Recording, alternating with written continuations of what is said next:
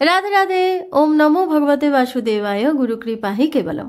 শ্রী শ্রী গুরুদেবের আশীর্বাদ নিয়ে, শ্রী শ্রী রাধারানীর আশীর্বাদ নিয়ে আজ রামায়ণ পাঠ করে শোনাচ্ছি। আজ রামায়ণ থেকে সম্পাদের সহিত হনুমান আদির পরিচয় পড়ে শোনাচ্ছি। জয় রাধা বল্লভ, শ্রীহরিবংশ। গরুড়ের সন্তান বিখ্যাত পক্ষী জাতি, বৈশে বিন্ধ্য পর্বতে শিখরে সম্পাতি। বানর কটক মাথা তুলি উঠতে দেখে, অনুমান করে এই খাইবি সবাকে। অঙ্গদ উঠিয়া বলে, শুনো হনুমান, আমার বচনে তুমি করো অবধান। সীতার উদ্দেশ্যে আসিলাম সর্বজন, সীতা লাগি হারাইব বিদেশে জীবন। কোন জন না করিল শ্রীরামের কাজ, সীতা লাগি মরিল জটায়ু পক্ষীরাজ। প্রাণ দিল পক্ষীরাজ করিয়া সমর, অনায়াসে স্বর্গে গেল গরুর কোঙ্গর। সীতা লাগি বিদেশেতে মরে কপিগণ। সম্পাতি বলেন, কে জটায়ুর মৃত্যু কহে, দোসরের মৃত্যু শুনি মম প্রাণ দহে। বিধির বিপাকে পাখা পুড়িয়া বিনাশ, উড়িয়া যাইতে নারী তোমাদের পাশ। তোমাদের মুখে শুনি জটায়ু বিনাশ, আজি শোকে হইলাম নিতান্ত নিরাশ। কপিগণ বলে, পক্ষী বড় বুদ্ধিমান, নিকটে আসিতে চাহে লইতে পরাণ। নড়িতে চড়িতে নারে জড়াতে দুর্বল, সম্মুখে পাইলে গিলিবে করি ছল। হনুমান বলে, ভাই অবশ্য মরণ, এই বৃদ্ধ পক্ষীকে আমি জিজ্ঞাসি কারণ।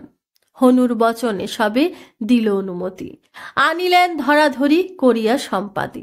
পক্ষীরাজে বসাইল বানর সমাজ, জোর হাতে করিল অঙ্গদ যুবরাজ। বালি সুগ্রীবেরে যান দুই সহদর, কতকাল কোন দল করিল পরস্পর। পিতৃসত্য পালিতে শ্রীরাম এলো বন, সঙ্গেতে আসিল তার জানকী লক্ষণ। সীতা সহ দুই ভাই ভ্রমে বনে বন, শূন্য ঘর পেয়ে সীতা হরিল রাবণ। সীতা লাগে ভ্রমেন যে শ্রীরাম লক্ষণ, পথে সুগ্রীবের সঙ্গে হইল মিলন। সুগ্রীবেরে দিলেন আপন পরিচয়, আপন দুঃখের কথা দুই জনে কয়। অগ্নি সাক্ষী করি দুইজনই সত্য করে, পরস্পর উপকার করে পরস্পরে। দুইজনে সত্যে বদ্ধ হইয়া মিলন, সেই হেতু করি মোরা সীতা অন্বেষণ। রাম সত্য পালনে মারিয়া মোর বাপে, সুগ্রীবেরে রাজ্য দেন দুর্জয় প্রতাপে। পিতা মরিলেন মনে হইলাম দুঃখী, বনে বনে ভ্রমি আমি দেখো তার সাক্ষী।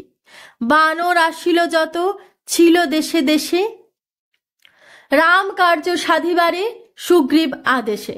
1 মাস নিয়ম করিল মহাশয়, মাসেকের বেশি হলে না জানি কি হয়। পরিচয় দিলাম আমরা কপিগণ, এখন শুনো হো জটায়ুর বিবরণ। জটায়ু পক্ষীর শুনো মরণের কথা, রাবণ হরিয়া নিল শ্রীরামের সীতা। জটায়ু নামেতে পক্ষী গরুর নন্দন, পর্বত হইতে শুনে সীতার ক্রন্দন। হাত পা আঁচড়ে সীতা রথের উপরে, শ্রীরাম লক্ষণ বলি কান্দে উচ্চস্বরে। পক্ষী বলে, এই দুষ্ট লঙ্কার রাবণ সীতারে হরিল করিছে গমন। অনেক কালের পক্ষী হইয়াছে জরা, দুই পাখা মেলিয়া পোহাই তরা খরা। সীতার ক্রন্দন পক্ষী তথা হইতে শুনি, ভাবিতে লাগিল সে প্রমাদ মনে গণি। আকাশে উড়িয়া পক্ষী চারিদিকে চায়, রাবণের রথে সীতা দেখিবারে পায়। জটায়ু বলেন, সীতা এসেছেন বনে, সেই সীতা লয়ে যায় পাপিষ্ঠ রাবণে। দুই পাখা প্রসারিয়া আগুলিল বাট, রাবণের গালি পাড়ে মারে পাকশাট। আকাশে থাকিয়া দেখে রাম বহুদূর, আঁচড়ে কামড়ে তার রথ কইল চুর। রাবণ মারিল তারে ঘন ঘন স্বর, জটায়ুর শরীর সে করিল চরচর। রামের অপেক্ষা করিল জুঝিল বিস্তর, তথাপি না আসিলেন তথা রঘুবর। বৃদ্ধকালে জটায়ুর টুটিয়াছে বল, দুই পাখা কাটিয়া পারিল ভূমিতল। আসিয়া করেন রাম তার অগ্নিকাজ, রাম দর্শনে মুক্ত হল পক্ষীরাজ। কহিলাম জটায়ুর মৃত্যুর কাহিনী, জটায়ুর কে হও আপনি কহ শুনি। সম্পাদি শুনিয়া জটায়ুর বিবরণ ভাই ভাই করিয়া কাঁদিল বহুক্ষণ। আমার ভ্রাতাকে মারি বেটা থাকে সুখে, পাখা নাই কি করিব মরি মন দুঃখে। যৌবনে যখন ছিল পাখা সে আমার, স্বর্গমত্র অনায়াসে করিয়াছি বিহার। জটায়ু সম্পত্তি মোরা দুই সহদর, বলে মহাবলী মোরা গরুর কোঙ্গর। দুই ভাই প্রতিজ্ঞা যে করিলাম এই, সূর্য যেই ছুঁইতে পারে বীর বটে সেই। প্রভাত হইল যাবে অরুণ উদয়, সূর্যেরে ধরিতে যায় করিয়া নিশ্চয়। জ্ঞাতি বন্ধু সকলে দেখিয়া সবিস্ময়, 1,00,000 যোজন উপরে সূর্যোদয়। সেই 1,00,000 যোজন উড়ি উঠিয়া আকাশে, দিবাকরে ধরিতে গেলাম তার পাশে। চৌদিকে চাপিয়া ওঠে সূর্য মহাশয়, দিক বা দিক নাই সব অগ্নিময়। প্রভাত হইতে 2 প্রহর উড়িয়া, 2 ভাই মরি সূর্য তেজেতে পুড়িয়া। তাহাতে জটায়ু ভাই হইল কাতর, মৃত প্রায় হেন দেখি ভাই সহদর। রাখি জটায়ুর পাখা নিজ পাখা দিয়া, আমার উভয় পাখা গেল তো পুড়িয়া। এই পর্বতে পড়িলাম দৈবের নির্বদ্ধ, এই সে কারণে আমি হইয়াছি বদ্ধ। 7 দিন নাই খায় সলিল ওদন, হেন কালের সর্বত্র আসিল একজন। সিংহ ব্যাঘ্র গণ্ডার চড়িছে তার কুলে, পর্বত প্রমাণ দেখি জন্তু সে সকল। ধরিয়া খাইবে মোরে গায়ে নাহি বল, দূরে গিয়া রহিলাম বট বৃক্ষতলে। সিংহ মহিষাদি জন্তু গেল হেন কালে, স্নান করি সে সর্বজ্ঞ সরোবর জলে। আমার সম্মুখে সেই এলো হেন কালে, প্রসিদ্ধ সর্বজ্ঞ সেই নিশাকর নাম। পথে দেখা পাইয়া যে করিনু প্রণাম। ব্যথায় কাতর আমি শব্দ নাই মুখে, আমারে কাতর দেখি দ্বিজ ধ্যানে দেখে। সর্বজ্ঞ বলেন পক্ষীরাজ প্রাণ রক্ষ, হারাইয়া পাবে তুমি আপনার পক্ষ। দশরথ রাজ্য করিবেন বহুদিন, তার জ্যেষ্ঠ পুত্র রাম হবেন প্রবীণ। পিতৃসত্য পালিতে আসিবেন তিনি বন, শূন্য ঘরে তার সীতা হরিবে রাবণ। কপিগণ করিবে সীতার উদ্দেশ, তার দর্শনে তব খণ্ডিবে ক্লেশ। থাকো এই পর্বতে পাইবে তার দেখা, রাম নাম বলিতে উঠিবে 2 পাখা। 20 সমাধিক 50 বৎসর, তবে সে দেখিবে তুমি সকল বানর। এতকাল রাম লাগি আছে হে জীবন, এতদিনে তব সনে হইল দর্শন। অঙ্গদ বলেন তোমা দেখে পায় ভয়, সত্য কহ পক্ষীরাজ বৃত্তান্ত নিশ্চয়। রাবণের কোন দেশ কোথা তার ঘর, তার দেশে যেতে কত যোজন সাগর।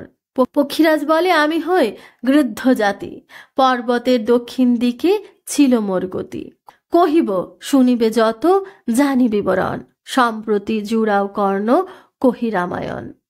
রামের প্রসঙ্গে পুনঃ হবে পক্ষদয়, পক্ষদয়ে লক্ষ্য লাভ প্রাণ রক্ষা হয়। হনুমান বলে শুনো গরুর নন্দন, মন দিয়া শুনো বলি রামের কথন। পূর্ব কথা কহি শুনো তাহে দেহ মন, নারদের সঙ্গে যুক্তি কইল নারায়ণ। সৃষ্টি করিলেন পিতামহ বহু ক্লেশে, ভাবেন সতত লোক ত্রাণ পাবে কিসে।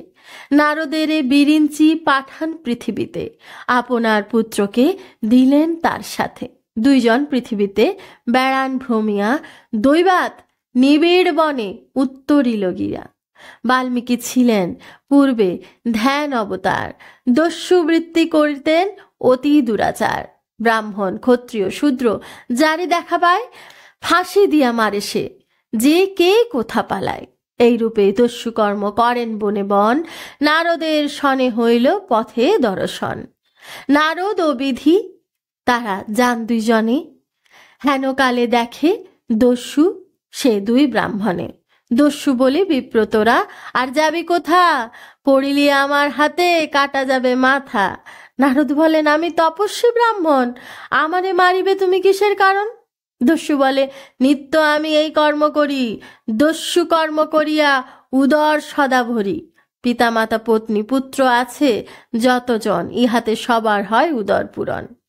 অবিরত দস্যু কর্ম করি আমি খাই, তে কারণে ফাঁসি হাতে বনেতে বেড়ায়। কত কত জিতেন্দ্রিয় জ্যোতি ব্রহ্মচারী, যার দেখা পায় তারে সেইক্ষণে মারি। নারদ বলেন শুনো দুর্বুদ্ধি ব্রাহ্মণ, তোমার পাপের ভাগ লয় কোনজন? তব পাপ ভাগী যদি হয় পিতামাতা, তবে তো আমারে বধ করহ সর্বথা। জিজ্ঞাসা করহ গিয়া আপনার ঘরে, তোমার পাপের ভাগ কাহার উপরে? দস্যু বলে, শুনো বলি তপস্বী ব্রাহ্মণ, আমি ঘরে গেলে বুঝি পালাবে দুজন? নারদ বলেন, আচ্ছা রাখো গাছেতে বাঁধিয়া, পাপ ভাগী কে বা হয় আইসো জিনিয়া। তবে দস্যু দুইজন জনে করিল বন্ধন, গাছেতে বাঁধিয়া ঘরে করিল গমন। বাপেরে কহিল, তুমি ঘরে বসে খাবে, আমার পাপের ভাগ নিশ্চয় লইবে।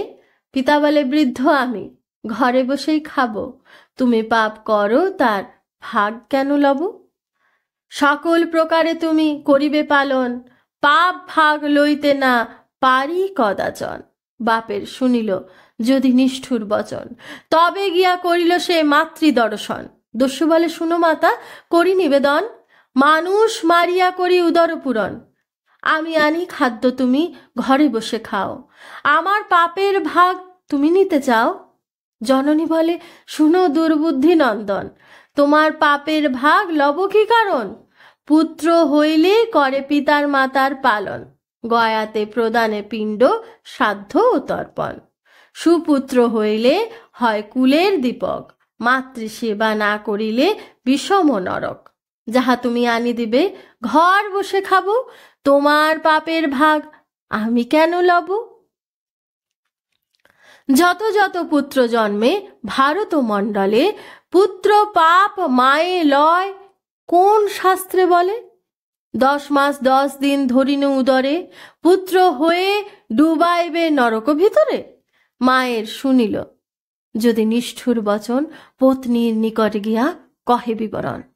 দস্যু কর্ম করি আমি, তুমি বসে খাও, আমার পাপের ভাগ তুমি নিতে চাও?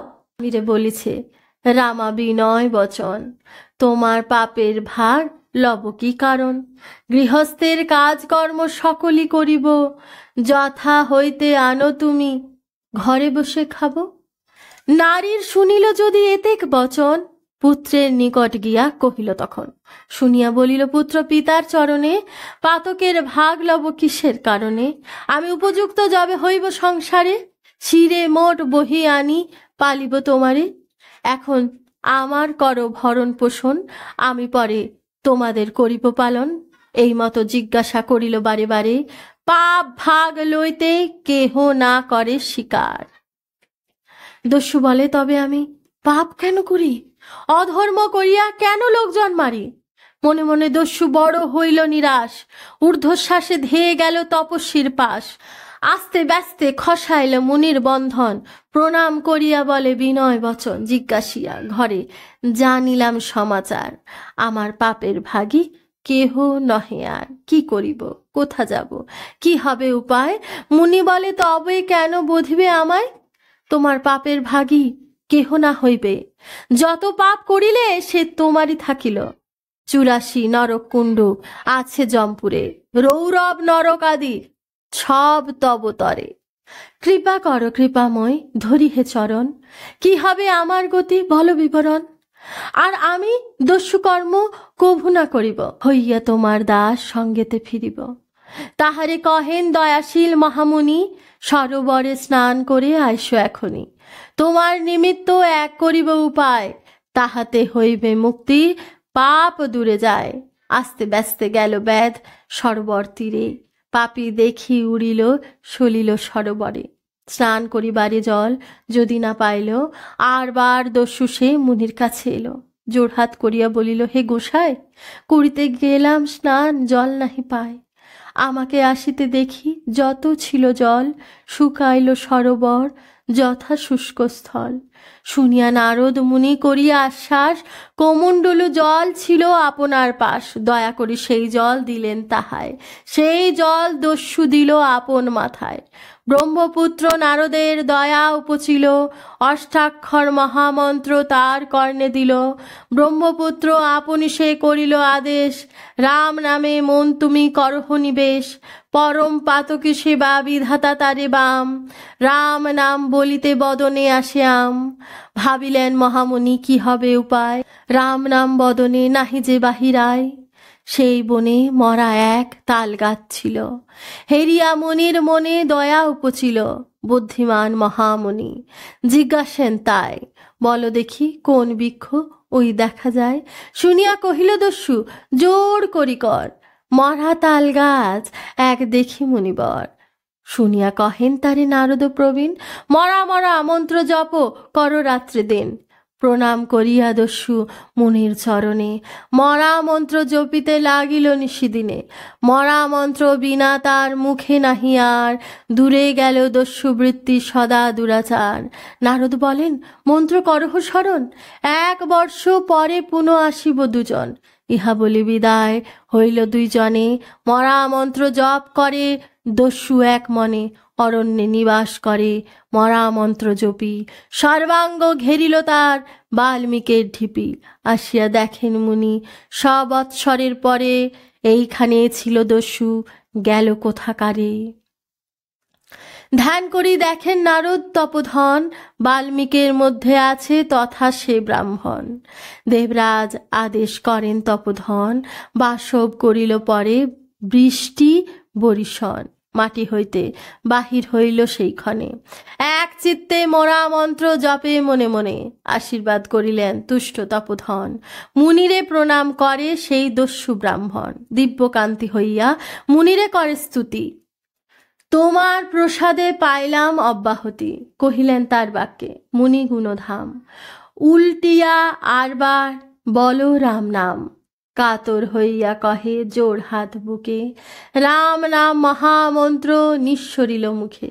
যত পাপ ছিল তার ভৌতিক শরীরে, রাম নাম স্মরণে সকল গেল দূরে। রাম নাম স্মরণ করিল নিরন্তর, তপস্যা করিল 10,000 বৎসর। মন দিয়া শুনো এই অপূর্ব কাহিনী, মরা মন্ত্র জপিয়া দস্যু হইল মুনি। নারদের উপদেশে পাইয়া সেই জন, প্রকাশ করিল সপ্তকাণ্ড রামায়ণ। শ্রীরামের আগে 7,000 বৎসর, অনাগত বাল্মীকি রচিল কবিবর। বাল্মীকি বন্দিয়া কৃত্তিবাস বিচক্ষণ, লোকত্রাণ হেতু রচিলেন রামায়ণ।